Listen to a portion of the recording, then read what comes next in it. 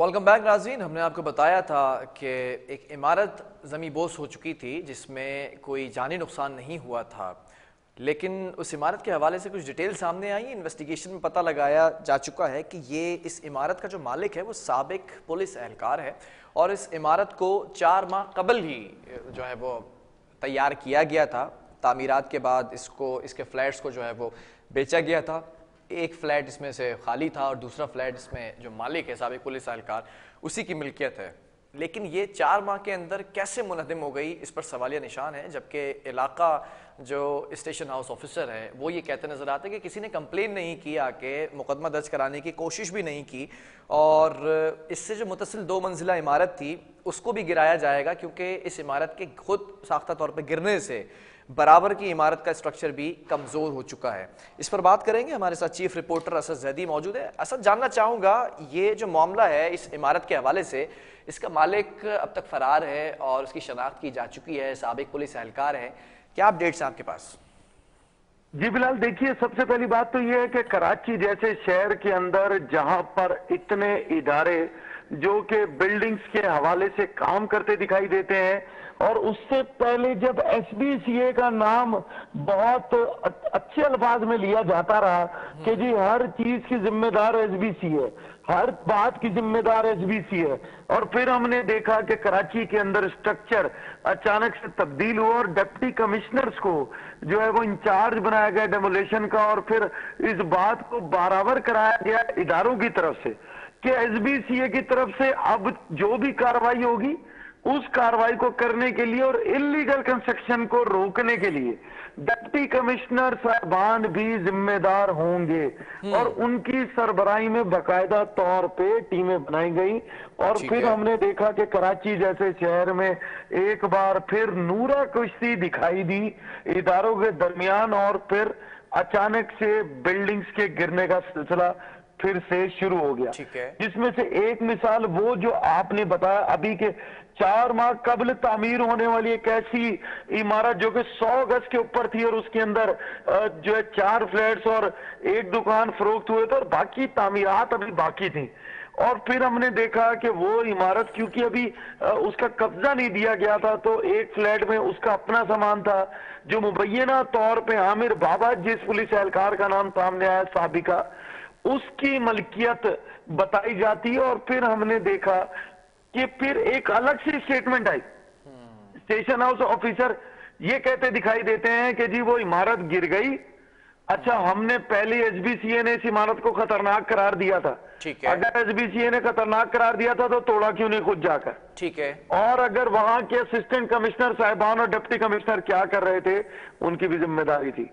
अब बात कर लेते हैं कि जी थाने कोई क्यों नहीं आया, तो बात यह है कि अगर कोई काम ऐसा हो जाए जिसके अंदर किसी शख्स की गफलत पाई जाए या कोई शख्स गफलत का मुर्तकिब ठहरे, तो उसके लिए सबसे पहले तो इदारे खुद बढ़ के उसके खिलाफ एफआईआर दर्ज करा देते हैं। अब इस केस में क्यों नहीं एसएचओ साहब ने कार्य सरकार की खुद अपनी मुद्दत में क्यों नहीं दर्ज कराई, ठीक है, कि एक शख्स ने एक काम किया, या फिर उसने इदारों को क्यों नहीं लिखा कि आए और इस शख्स के खिलाफ एफआईआर दर्ज करें। ये सवालिया निशान छोड़ जाती है ये पूरी कार्रवाई। दूसरी बात ये बिलाल के इससे कुछ दिन कबल कोरंगी के अंदर भी उसी जगह पर जहां एक बिल्डिंग गिरी थी, एक और बिल्डिंग जो 4 मंजिला तामीर थी उसमें क्रैक्स हुए, उसका एक हिस्सा गिरा, और हमने दिखाया कि बाकायदा तौर पे इदारों ने, एसबीसीए ने, डिप्टी कमिश्नर कोरंगी ने और उनकी टीम ने जाकर उसको डिमोलिश किया। और ये ही काम होना चाहिए था इस बिल्डिंग के हवाले से।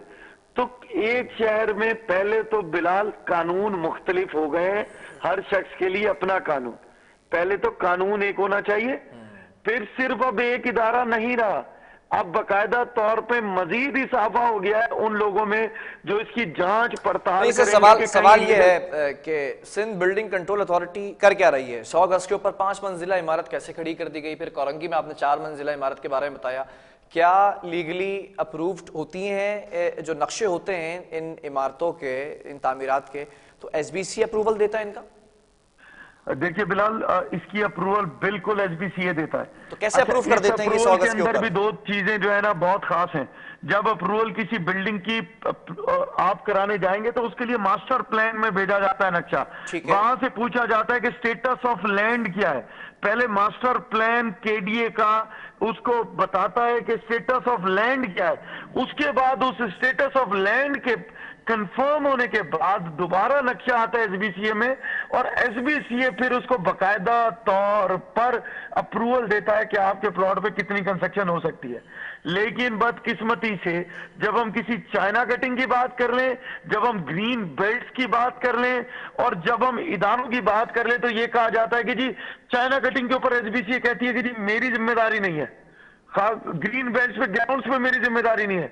तो चले उन अफसरान का तयन कर दिया गया कि डिप्टी कमिश्नर साहबान और उनके साथ बाकायदा एक टीम बना दी गई है।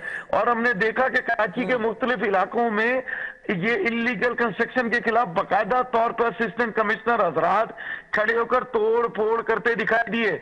और ये एक अच्छा सिंबल है कराची शहर के लिए कि जहां पर अफसरान ने अपनी जिम्मेदारी लेकिन कबूल कर ली। सवालात बहुत सारे हैं, वक्त कम है। एसबीसीए का काम है इलीगल कंस्ट्रक्शन को रोकना, बिल्डिंग अप्रूवल्स देना, नक्शे पास कराना, कराची का जो मास्टर प्लान है उसके मातहत जो भी कंस्ट्रक्शन हो उस तमाम चीज़ों को मॉनिटर करना।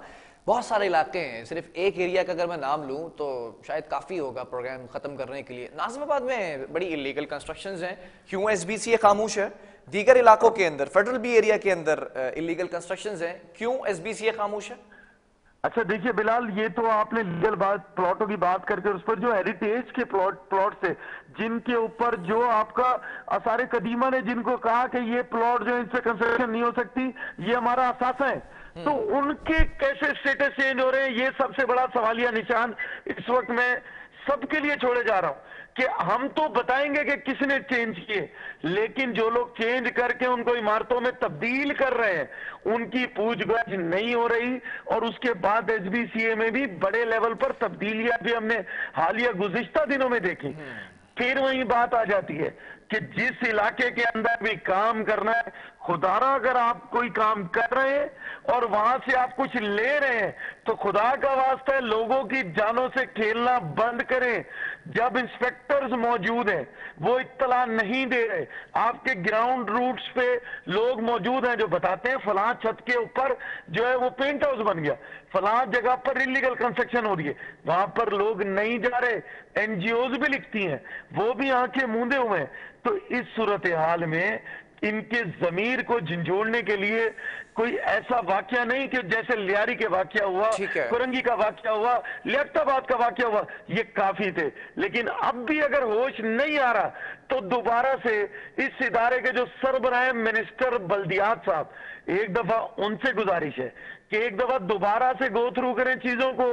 अभी जो आने वाले इलेक्शन जो आ रहे हैं इंतखाबात बल्दियाती, और उसके बाद जो इंतखाबात होंगे पूरे पाकिस्तान में। चलें, बहुत शुक्रिया चीफ रिपोर्टर असद जैदी, हमें तमाम चीज़ों से आगाह कर रहे थे।